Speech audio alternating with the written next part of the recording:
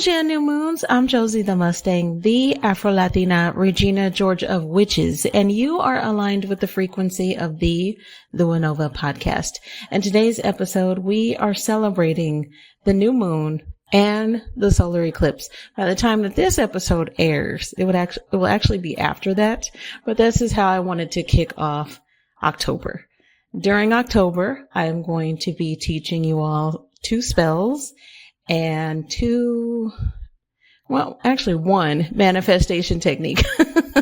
With this particular episode, we are going to focus on the new moon. The new moon will be in Libra, and it also coincides with a solar eclipse. The solar eclipse is about beginnings. The new moon is also about beginnings.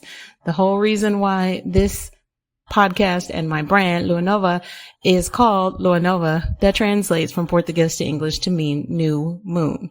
So we are always in this state of transition. And the new moon is actually extremely powerful for manifesting. So I want to use that energy and use it for good. So let's get started. In the words of one of my favorite Scorpios, RuPaul, if you can't love yourself, how in the hell are you going to love anybody else? Can I get an amen? I hope I got that quote right. I have not watched RuPaul's Drag Race in a million years, although I really should. I think I'm at this point, 30 seasons behind. Who knows? It's been a long time since I watched that show. But let's talk about today's topic, which is about self-love. I am going to be giving you 12 journal prompts. And before all of you start moaning and groaning, a big part of growing and a big part of how we manifest is working on our self-love. How you hold on to a manifestation is based on self-love. If you don't like yourself, if you suffer with self-esteem issues, if you suffer with refusing to heal, etc., then yes, you can still manifest, but hanging on to that manifestation is a whole other topic. I want you to hang on to that manifestation. I think that that's more important than the actual manifestation, is that you didn't manifest this dream life that you want just to lose it all. That doesn't make any sense to me. You should always be progressing. And that progression looks different for everybody. One person's progression is not better than another's. Okay. So I don't want you to ever think to yourself, well, this person is doing better in life than I am. No, we're just all on a different path. And we all want different things out of life, and that's okay. So at the time that this episode comes out, and if I didn't mention this already, I think I did, but just in case, all of my episodes are now pre-recorded because I want to make sure that we're focusing on what's important, that we're not focusing on nonsense that's going on in media. Media of all kinds loves to push a lot of negativity, and we're not having that over here. We're going to focus on bettering ourselves and bettering our life. That is the whole point of my brand. Okay.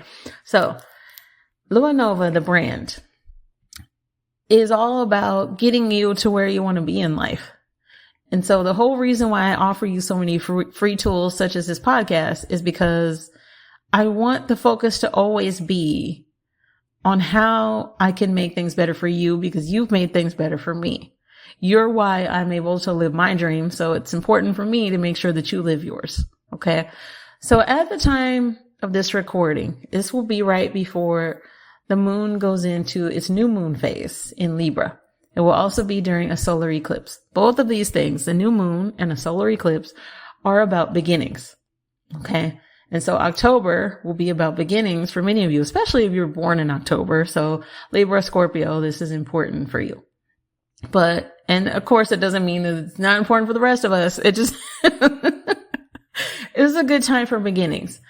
And October in general is also important for witches. So just before I forget to tell you, and I think I mentioned it already, but I haven't edited it yet. This month, I will be teaching you 2 spells and a manifestation technique. Why can't I get my words together? Every time I hit record, my words just start stumbling. I think it's because my thoughts are all over the place. But what I want to talk to you all about today is harnessing that energy of the new moon and the solar eclipse, beginnings. The new moon is also a powerful time to manifest. I will always tell you to be careful when you manifest, because sometimes that energy is wonky and weird, and that manifestation can come out real strange, or it can come out not exactly the way you want it, because that frequency was off, or something about that manifestation is not exactly what you wanted, etc. These things can happen. However, you can also manifest really powerful things no matter what time of the year it is, no matter what season, etc. So don't let that deter you from manifesting when you want to. Okay. Some people say don't manifest during eclipse season. I say go with your gut. Listen to your intuition. But also, let's focus on how you feel about yourself. I want to give you some signs of somebody who suffers with low self-esteem. They're constantly defensive. They're constantly attacking other people. They live for validation of others, such as they have to show you that fake Louis Vuitton belt, that fake Louis Vuitton purse. They have to constantly seek your love and acceptance, even though they don't even know you. You've seen those people on social media a lot. Okay. You've seen those people who constantly tell you things you didn't ask about, because they're constantly wanting that love and affection from somebody else because they don't really feel good about themselves. They refuse to heal. They refuse to do better in their lives. They don't want to. Their worthiness is based on what other people think of them. Their worthiness and love is based on how other people feel about them. But I don't want that for you. I want you to feel great about yourself. I want you to focus a lot on how you feel about you and how you feel about that manifestation. How does it make you feel? Does it make you feel free? Something I forgot to mention in an episode I already did. I was going to mention at the end of the episode, and then it completely escaped me. The whole reason why I mentioned Jean-Louis and his TikToks was whenever you see a plane, the reason why we connect with how it looks in the sky is that that's a feeling of freedom, because here are humans in the sky, and that's not really where we belong, right? So we don't have wings. So that is a symbol of feeling free.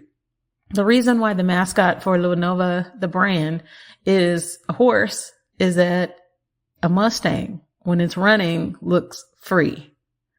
It's also why it's my favorite car, but I'm not sponsored by Ford to say that. I'm just saying that I have always loved Mustang cars. They're my favorite. But that feeling of freedom is really why we want to manifest something. We want financial freedom. We want the freedom to move wherever we want. We want the freedom to be in the type of relationship that we want. We want the freedom to love how we want, live how we want, be who we want.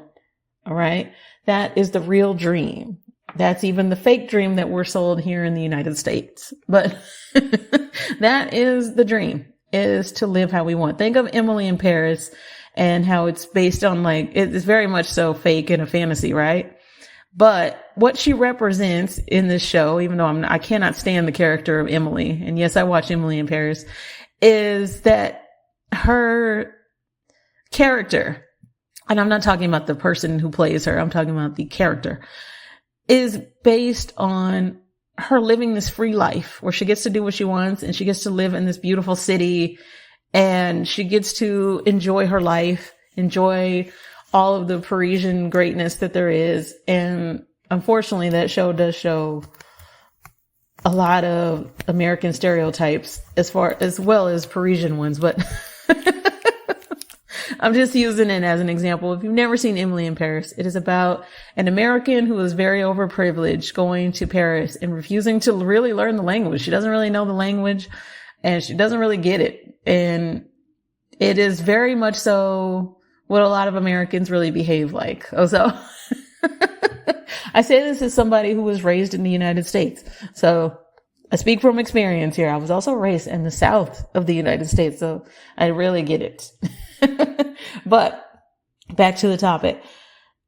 I want you all to have that feeling of freedom. I want you all to have that feeling of self-love. And so these journal prompts are to help with that.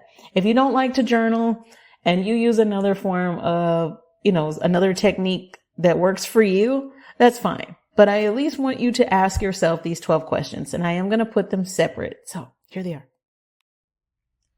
Again, my apologies for if there's numerous ads or they're placed in weird spots, like when I'm in the middle of talking. I despise that. I wish that I could fix it, but I can't. So here are the 12 journal prompts that I wrote out for you. Bear with me as I read them to you. They will be in the show notes. One more time, they will be in the show notes for you. So you can just copy and paste them if you want to. I understand many of you are in the middle of doing something else or you're driving, so you can't write these down right now. And feel free to pause if you just want to write them down. Okay. Number 1. What old habits, beliefs, or patterns have kept me from fully loving and accepting myself? How can I release them during this eclipse? Number 2, what fears or doubts about my self-worth have eclipsed in my life, keeping me in the shadows? What will I do to step into the light and recognize my full value? Number 3, in what ways can I show myself the same level of care, love, and attention that I give to others? How will bringing balance to my relationships and self-care improve my life? Number 4, how do I currently balance self-love with the love that I give to others? What boundaries or practices can I put in place to ensure that my needs are met without feeling selfish? Number 5, under the energy of the Libra new moon, what aspects of self-worth do I want to embrace and expand on? What new beliefs about myself will I cultivate?